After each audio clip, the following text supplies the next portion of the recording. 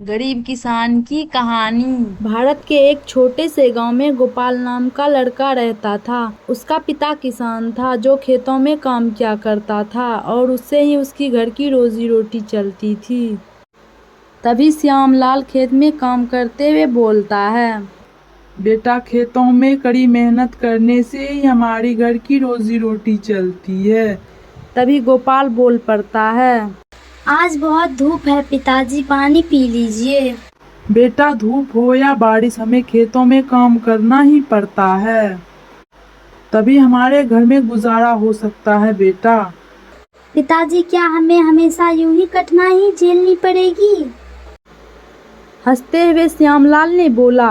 मेहनत करने से ही जीवन में सफलता मिलती है बेटे। याद रखो, हर एक कठिनाई एक नया मौका देती है हमें।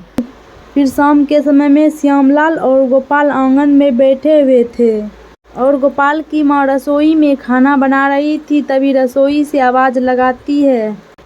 आप दोनों जल्दी से मुंह हाथ धो लीजिए, खाना तैयार हो गया है। चल बेटा, हाथ धो लेते हैं।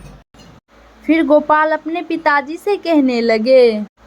पिताजी, मैंने सुना है कि शहर में काम करने से ज्यादा पैसे मिलता है। हाँ बेटा, लेकिन वहाँ की जिंदगी में भी अपनी चुनौतियाँ होती है। गांव की मिट्टी में एक अपनापन होता है जो कि कहीं और नहीं मिलेगा।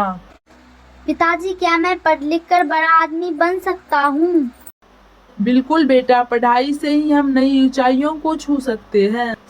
मैं चाहता हूँ तू खूब पढ़े और गांव का नाम रोशन करे। और फिर श्यामलाल और गोपाल मिलकर खाना खाते हैं और फिर सो जाते हैं। फिर सुबह में गोपाल अपनी कक्षा में बैठे हुए पढ़ रहे थे। तभी शिक्षक बोल पड़ते हैं। बच्चों, शिक्षा ही वह माध्यम है जिससे हम अपनी जीवन को बेहतर बना सकते।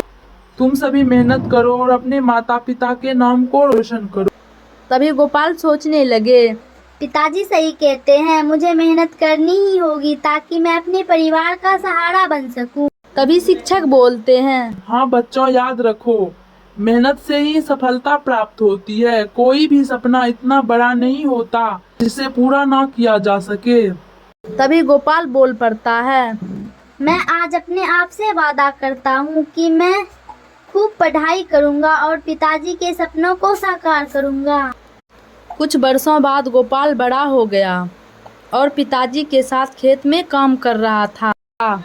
तभी श्यामलाल अपने बेटे से कहा।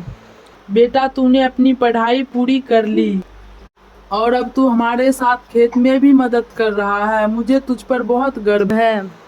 गोपाल हंसते हुए बोला। पिताजी, यह सब आपकी मेहनत और प्रेरणा का परिणाम है। अब मैं भी गांव के बच्चों को पढ़ाना चाहता हूँ ताकि वे भी अपने सपने को साकार कर सके। यह तो बहुत अच्छी विचार है बेटा। हमें अपने गांव को शिक्षित और समृद्ध बनाना चाहिए। और ये बोलकर श्यामलाल और गोपाल एक दूसरे के गले मिल लेते हैं।